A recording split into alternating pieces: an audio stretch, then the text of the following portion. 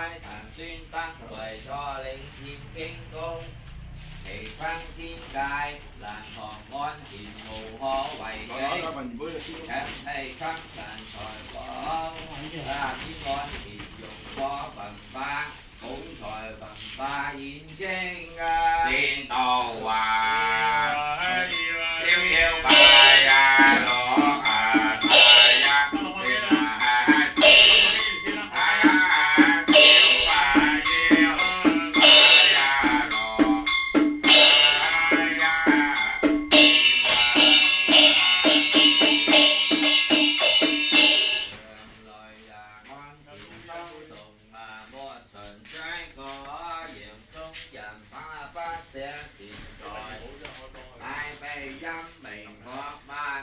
陰宅大廈別墅一間3層樓，家私各不齊全。金山銀山一堆，金線銀匙一箱，金貨銀貨。燈線寶綠大紅花籠，皮結紅龍衣雙角八級，和有名有姓神魂，名中領用安全彌蒙開光。升起太上神過開光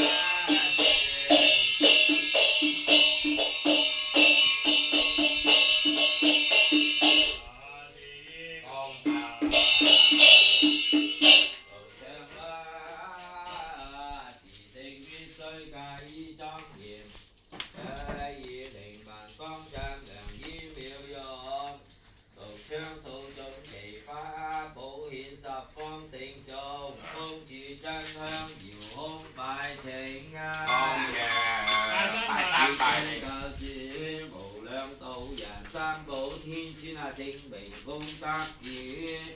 有位太極救火天尊，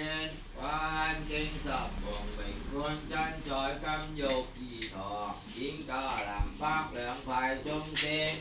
伏記架九頭獅子，放百寶之長江端坐無空，